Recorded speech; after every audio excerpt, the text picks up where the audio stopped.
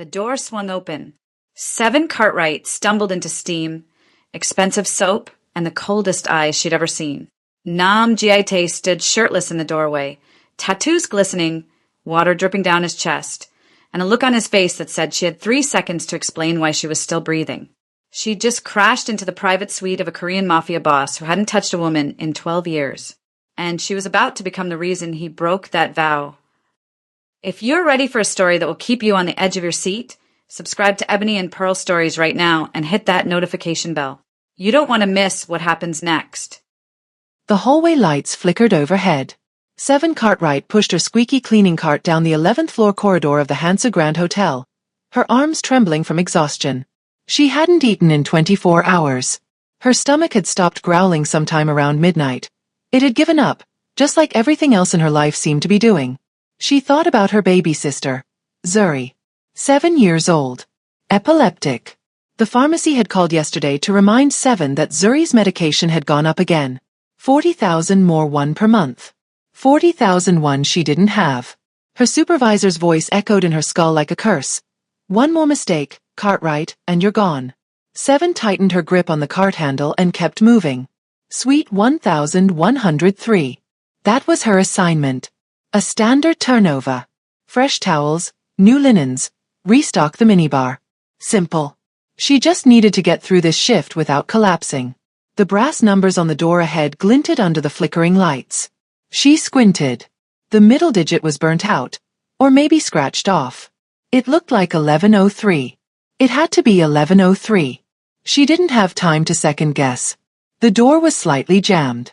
Seven pushed her cart forward, and the front wheel caught on the uneven carpet. She shoved harder. The cart lurched, jerked, and then rolled fast, slamming into the door with a heavy thud. The door swung open. Seven stumbled inside, catching herself on the cart handle. Steam poured from the bathroom. The scent of expensive soap filled the air. Sandalwood, cedar, something dark and masculine. The suite was enormous. Floor-to-ceiling windows overlooked Seoul's glittering skyline. A king-sized bed sat untouched, but the bathroom door was wide open. And then he stepped out. Shirtless. Hair wet. Water dripping down his neck and chest. Tattoos covered his torso, black and gray ink that crawled up his ribs, wrapped around his shoulders, and disappeared down his arms like living shadows. His body was carved from discipline and violence. His jaw was sharp, his eyes sharper. He looked at her. And Seven's entire body went cold. She had seen powerful men before. She had cleaned their rooms, folded their sheets, scrubbed their toilets. But this man was different. This man looked at her like he was deciding whether she would live or die. The silence stretched for 3 agonizing seconds. Then he spoke. "What are you doing here?" His voice wasn't loud. It wasn't angry. It was quiet. Controlled. The kind of quiet that came right before something violent. I'm so sorry, sir. I thought this was 1103. The number was burnt out. I didn't mean to." Her words died in her throat when 2 men burst through the door behind her. Security. Armed. Hands already reaching for her. One of them grabbed her arm and yanked her backward. "Sir, we've got her. Let her go." The guard froze. "Sir. I said let her go." The words were ice. Absolute. Final. The guard released her instantly, stepping back like he'd touched fire. Seven's arm throbbed where his fingers had dug in, but she didn't move. She couldn't. The man, the one with the tattoos, the one whose suite she had just invaded, walked toward her slowly. His gaze swept over her face, her uniform, her trembling hands. He was reading her. Cataloging her. Every detail. Then he looked at his guards.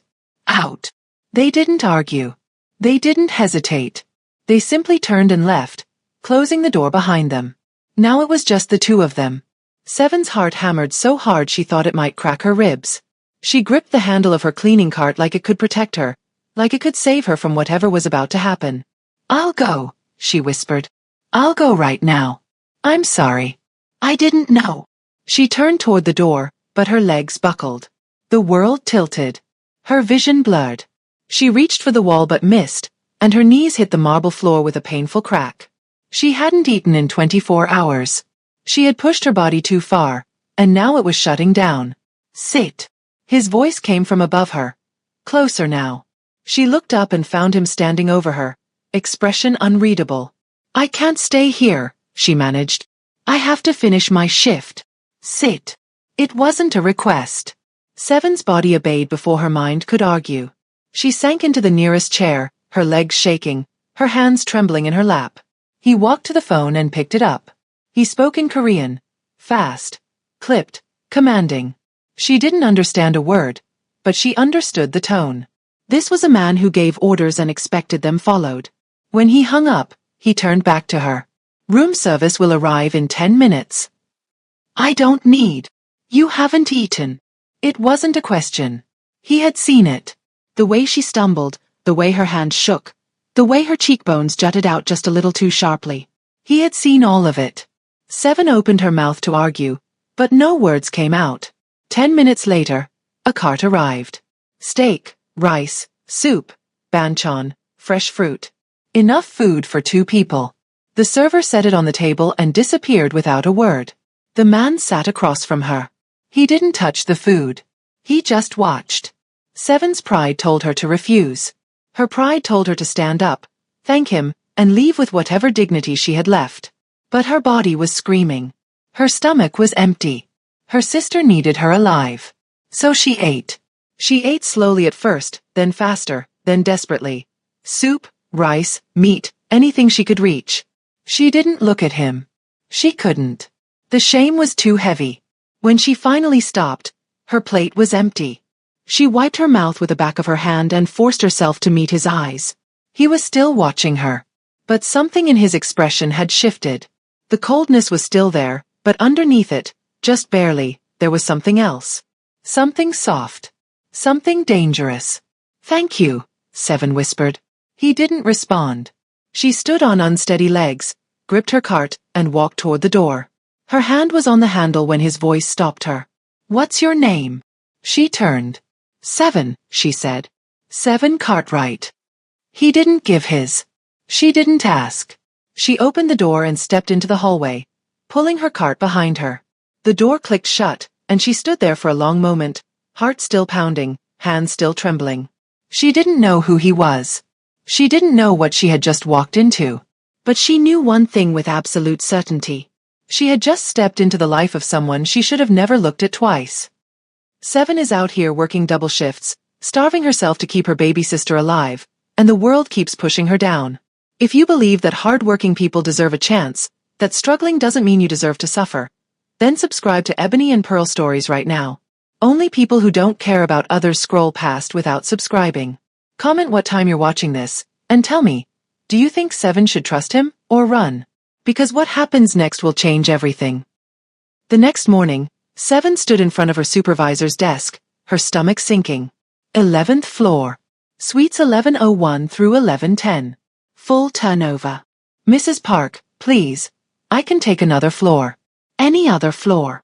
Her supervisor didn't look up from the clipboard. "You're assigned to 11. That's final. But yesterday there was a misunderstanding, and I don't think the guest wants." "Cartwright." Mrs. Park's voice was sharp enough to cut glass. "You're already on thin ice. One more complaint, one more mistake, and you're done. Do you understand me?" Seven's throat tightened. She thought about Zuri. The medication. The rent due in 6 days. "Yes, ma'am." "Good. Get moving." Seven grabbed her cart and walked toward the service elevator, her pulse already climbing. She told herself it would be fine. She would clean the other suites first. She would avoid 1108, or whatever that room actually was. She would keep her head down, finish her shift, and never think about the man with the tattoos again. The elevator doors opened on the 11th floor, and chaos erupted. Shouting. Somewhere down the corridor. Angry. Rapid. Korean. Then a sound that made her blood freeze. Gunfire. 3 shots. 4. A scream. Running footsteps pounding against marble. Then a heavy thud from somewhere below, like a body hitting the ground. Seven's hands went numb on the cart handle. Her mind screamed at her to move, to run, to get back in the elevator, but her legs wouldn't obey. Then she saw him. Nam Jiaite came around the corner at full speed, gun in hand, shirt half-buttoned, eyes blazing with something between fury and focus. He saw her. "Cartwright, move!" He crossed the distance in 3 strides, grabbed her wrist, and yanked her forward. Her cart crashed against the wall as he dragged her down the hallway, his grip iron tight, his pace relentless. What's happening? Quiet. He pulled her behind a marble pillar just as the hallway mirror exploded. Glass shattered across the floor, glittering like deadly rain. Seven gasped, her back slamming against the pillar, and then he was there, pressed against her, shielding her with his body. His arm wrapped around her waist. His chest was flush against her back. She could feel the heat of him through her uniform, the hard muscle, the tension coiled in every inch of his frame. His breath was warm at her ear. Don't move. She couldn't have moved if she wanted to. Her body was frozen, caught between terror and something else, something she didn't have time to name. More gunfire. More shouting. Then footsteps retreating, growing distant, fading into silence. Jiaite didn't release her. For a long moment, neither of them moved. Seven could hear his heartbeat. Fast, angry, alive. It pounded against her spine like a war drum. Then slowly he stepped back. Seven turned to face him, her legs shaking, her chest heaving. What the hell was that? He didn't answer. His jaw was tight, his eyes scanning the corridor, his gun still raised. Jiaite, they saw you. The words hit her like ice water. What? He looked at her then, and the coldness in his expression made her stomach drop. Those men. They saw your face. His voice was low, controlled, but there was something underneath it, something that sounded almost like fear. They know who you are now. They know you were with me. I wasn't with you. I was cleaning. It doesn't matter. He stepped closer, and she instinctively stepped back. They will use you. They will come for you. They will take you to get to me. Seven shook her head, her mind reeling. I'm nobody. I'm a cleaner. Why would anyone? Because I protected you. The words hung in the air between them. She remembered yesterday. The guards grabbing her. Him ordering them to let her go. Him feeding her. Him watching her with those unreadable eyes. He had shown her mercy. And now she was marked. Jiaite pulled out his phone and made a call. He spoke in Korean. Fast. Sharp. Commanding. She caught fragments she didn't understand, but she understood the tone. He was giving orders. He was moving pieces on a board she couldn't see. When he hung up, he looked at her again. You're not going back to your normal shifts.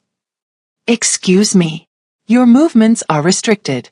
You stay on this floor. You don't leave without my knowledge. You can't do that. I can. And I am. Seven's anger flared, hot and desperate. I have a job. I have a sister who depends on me. I can't just. Your sister will be taken care of. That stopped her cold. What did you just say? Her medication. Her school. Whatever she needs. His expression didn't change. It's handled. Seven's chest tightened. She didn't know whether to scream at him or collapse at his feet. This man, this stranger, had just upended her entire life in less than 24 hours. Why? She demanded. Why are you doing this? He was quiet for a moment. Then he stepped closer. Close enough that she could see the faint scar above his eyebrow, the tension in his jaw, the weight behind his eyes. Because you walked through the wrong door, he said. And now you're in my world. I don't want to be in your world. I know. I don't need your protection. He looked at her, really looked at her, and something in his gaze shifted. It wasn't soft. It wasn't kind. But it was something. You do, he said quietly. Because now, you're mine to protect. Seven opened her mouth to argue, but no words came. She was trapped. Not by walls. Not by guards. By him. That night, Nam Jiaite didn't sleep. He stood at the window of his suite, staring out at Seoul's glittering skyline, but he wasn't seeing the city. He was seeing the past. He was seeing her. Esabiel. 12 years ago, she had been everything to him. His calm in the chaos. His reason to come home. The only person in his world who looked at him and saw something other than a monster. They were supposed to leave together. He had planned it. A new life, a new city, far from the blood and the betrayal. He had trusted his second-in-command to handle the final details. He had trusted him with the location, the timing, the route. He had trusted him with her life. And that trust had killed her. The ambush came in a hotel hallway. Not this hotel, but one just like it. Same marble floors. Same golden lighting. Same expensive silence that shattered when the gunfire started. Jay had been in the next room when he heard her scream.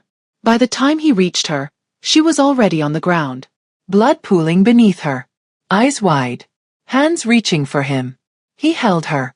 He begged her to stay. She died in his arms. And when he looked up, he saw his second-in-command walking away. The man he had called brother. The man who had sold him out for power. Gi Tae killed him 3 days later. But it didn't bring her back. Nothing did. So he made a vow. No woman would ever get close to him again. No woman would ever become a target because of him. He would live alone, rule alone, die alone. For 12 years, he kept that vow. And then Seven Cartwright crashed through his door. Over the next few days, Gi Tae watched her. He told himself it was surveillance. Protection. Strategy.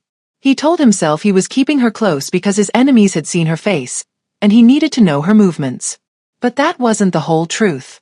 He watched her push her cleaning cart down the hallway, shoulders tight, jaw set. He watched her scrub floors and fold linens and empty trash bins without a single complaint. He noticed the tremor in her hands when she thought no one was looking. Hunger she tried to hide. He noticed the worn soles of her shoes, the frayed hem of her uniform, the way she flinched whenever someone raised their voice. She carried weight. He could see it. Not just physical, but the kind of weight that came from loss. From guilt. From years of surviving alone. He recognized it because he carried the same thing. On the 4th day, he let her into his suite. Not by accident this time. She knocked. He opened the door. She stood there with fresh towels, eyes cautious, posture stiff. "Housekeeping," she said quietly. He stepped aside. She entered slowly, like she was walking into a trap. Maybe she was. He wasn't sure anymore. He watched her place the towels in the bathroom, straighten the items on the counter, adjust the curtains. She moved efficiently, carefully, but her hands still trembled. "Tea," he said. She turned. "What?" "I'm offering you tea." She stared at him like he had spoken a different language. "I'm working." "You're shaking." Her jaw tightened, but she didn't argue. She sat at the small table near the window, and he poured 2 cups. He set one in front of her and kept the other for himself. He didn't sit across from her. He stood beside her. Closer than he intended. She looked up at him, and something flickered in her eyes. Uncertainty, maybe. Or awareness. He wasn't sure which was more dangerous. "Why are you doing this?" she asked. "Doing what?" "Being." She hesitated. "Kind." The word landed strangely in his chest. He didn't know how to answer, so he didn't. She reached for the napkin beside her cup, but it slipped off the table. She bent to grab it. He reached at the same time. Their fingers brushed. Gi Tae froze. It was nothing. A graze. A fraction of a second. But it hit him like a bullet. Heat shot up his arm, and something cracked open in his chest. Something he had sealed shut 12 years ago.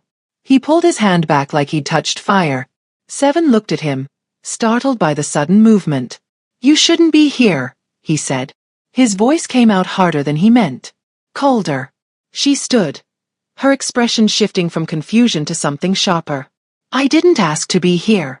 The words hit him square in the chest. She was right. She hadn't asked for any of this. She hadn't asked to be dragged into his world, marked by his enemies, trapped under his protection. She was here because of him, because he had let her in when he should have let her go. And now he couldn't stop watching her, couldn't stop noticing her, couldn't stop wanting to be near her. He hated how true her words were. Seven grabbed her cart and moved toward the door. She didn't look back. She didn't say goodbye. But just before she stepped into the hallway, she paused. "Whatever happened to you," she said quietly, "it wasn't my fault." Then she was gone. Jay stood alone in the silence of his suite, his hand still tingling where her skin had touched his. 12 years. 12 years of discipline. Of distance. Of death. And one woman, one accidental collision, was unraveling all of it. He clenched his fist and turned back to the window. Something between them had shifted. And it terrified him more than any enemy ever could. Gi Tae lost the woman he loved because someone he trusted betrayed him. They all died because of greed, jealousy, and cowardice. And now he spent 12 years punishing himself for it. If you're against traders who destroy lives for their own gain, then subscribe to Ebony and Pearl Stories and hit that like button. Only backstabbers and snakes scroll past without engaging. Comment, loyalty matters. If you believe trust should never be broken. Because the walls Giaite built are starting to crack. And what happens next will change both of them forever. The storage room was quiet. Too quiet. Seven stood alone among the shelves of fresh linens, folding towels and stacking them into neat piles. The fluorescent light above her flickered every few seconds, casting strange shadows across the concrete walls. She tried to focus on the work, count the towels, fold the corners, stack them straight, but her mind kept drifting back to him. The brush of his fingers against hers. The way he had pulled away like she had burned him. The look in his eyes when he told her she shouldn't be there. She shook her head and grabbed another towel. She needed to stop thinking about Nam Giaite. He wasn't her problem. He wasn't her concern. She was here to work, to get paid, to keep her sister alive. That was it. But even as she told herself that, she knew it wasn't true anymore. Something had shifted between them. Something dangerous. She heard the footsteps too late. Heavy. Fast. Coming from behind her. Seven spun around, but before she could scream, a cloth clamped over her mouth. Strong arms wrapped around her torso, yanking her backward. The smell hit her instantly. Chemical, sharp, suffocating. Her vision blurred. She fought. She kicked. She clawed. She bit down on the cloth and tried to scream through it, but the sound came out muffled, weak. Her cleaning bottle fell from her hand and rolled across the floor, disappearing under a shelf. "Stop fighting," a voice hissed in her ear. Male. Cold. "You're coming with us." "No. No, no, no." She thrashed harder, throwing her elbow back, connecting with something solid. The man grunted, and his grip loosened for a fraction of a second. Seven twisted, trying to break free, but another pair of hands grabbed her legs. Two of them. There were two of them. They dragged her toward the service exit, her heels scraping against the floor, her screams swallowed by the cloth. Tears streamed down her face. Her lungs burned. Her body was shutting down, the chemical seeping into her bloodstream, pulling her under. This was it. This was how she died.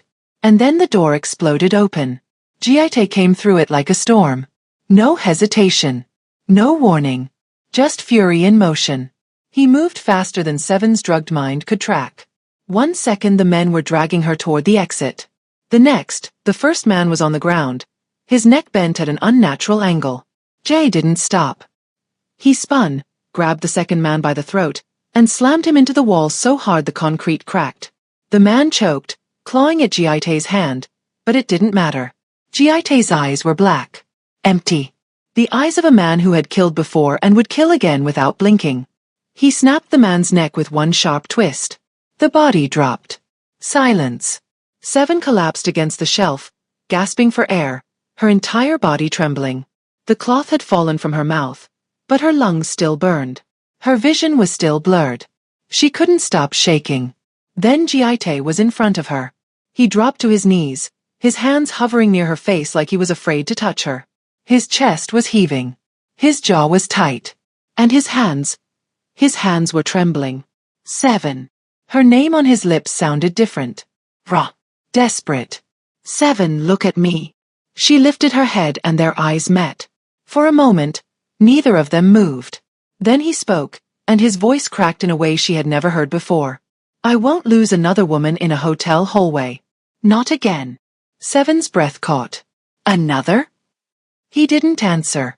But she saw it in his eyes, the grief, the guilt, the weight of something that had been crushing him for years. She didn't know the details. She didn't know the name. But she knew the shape of that pain. She had carried it herself. Slowly, carefully, Jay reached out and touched her face. His fingers brushed her cheek, wiping away tears she hadn't realized were falling. His palms settled against her jaw, warm and solid and shaking. He was touching her. For the first time in 12 years, Nam Giaite was touching a woman. And it broke something inside both of them. Seven's hand came up without thinking, covering his. She didn't know why. She didn't know what she was doing. But she held on, and he let her. For a long moment, they stayed like that, kneeling on the cold storage room floor, surrounded by death, holding on to each other like it was the only thing keeping them from falling apart. Then Jiaite stood. He pulled her to her feet, his arm around her waist, steadying her when her legs threatened to give out. "You're staying with me now," he said. His voice was quiet, but there was no room for argument. "I can't. You can. You will." He looked at her, and the intensity in his gaze made her breath stop. "Where I can protect you." Seven wanted to refuse. She wanted to tell him she didn't need him, didn't want him, didn't trust him. But she couldn't stop shaking. And when he guided her out of that storage room and into his suite, she didn't fight it. She couldn't. Because for the first time in her life, Seven Cartwright didn't feel alone. And that terrified her more than the men who had tried to take her. Those men didn't see Seven as a person. They saw her as a pawn, something to grab, to use, to throw away. If you're against cowards who prey on innocent people to settle their own vendettas, then subscribe to Ebony and Pearl Stories and hit that like button right now. Comment, Seven is not a pawn, if you believe no one should be used as leverage in someone else's war. Word spread fast. By nightfall, every corner of Seoul's underworld knew. The boss has a weakness again. A cleaner. A nobody. His first touch in 12 years. Je heard the whispers through his men. He saw the way they looked at him. Curious, cautious, calculating. He knew what they were thinking. He knew what his enemies were thinking. He had made himself vulnerable. And he hated it. That night, he destroyed his office. Shattered the glass desk with his fists. Put his chair through the window. Stood in the wreckage with blood dripping from his knuckles, chest heaving, rage boiling through his veins. But rage wasn't the problem. The problem was fear. Seven found him the next morning. She stood in the doorway of his destroyed office, eyes scanning the broken glass, the overturned furniture, the smears of blood on the floor. What happened? He didn't answer. She stepped inside anyway. "You don't know me," she said quietly. He turned to face her, jaw tight. "I know you're in danger because of me." "And that scares you?" The question hung in the air between them. For a long moment he didn't speak. Then quietly, barely above a whisper, he said, "Yes." Over the next few days, everything changed. He trained her. Taught her how to hold a knife, how to detect when someone was following her, how to fight back if grabbed from behind. He was demanding, relentless, precise, but never cruel. And somewhere between the lessons, they began to understand each other. She told him about her parents. How they died in a car accident when she was 19. How she raised Zuri alone. How guilt still kept her up at night because she wasn't in the car with them. He didn't tell her about Sebi. Not directly. But she saw it in the way he flinched when she moved too fast. The way he kept distance even when he didn't want to. The way he looked at her like she was something precious and terrifying all at once. They were both haunted. They both understood. One evening, in the dim light of his suite, Seven asked the question she had been holding back for days. "Why me?" Jiaite's jaw clenched. A lie sat on his tongue. Easy, safe, protective. But when he looked at her, standing there in the half-light with her guard down for the first time since he'd met her, he couldn't say it. "I don't know," he said instead. It was still a lie. Because the truth was unbearable. She made him feel alive. She made him fight again. She made him afraid. Not of death, but of losing something real. He stepped closer. "No more wrong doors, Seven. From now on, you stay where I can see you." Her breath hitched. "Why?" His voice dropped to something raw. Something dangerous. "Because if someone tries to take you again, I won't survive it." Seven didn't move. Didn't speak. But something in her eyes shifted. An understanding, a surrender, a choice. For the first time since his lover died, Nam Jiaite hadn't just touched a woman. He had chosen her. And Seven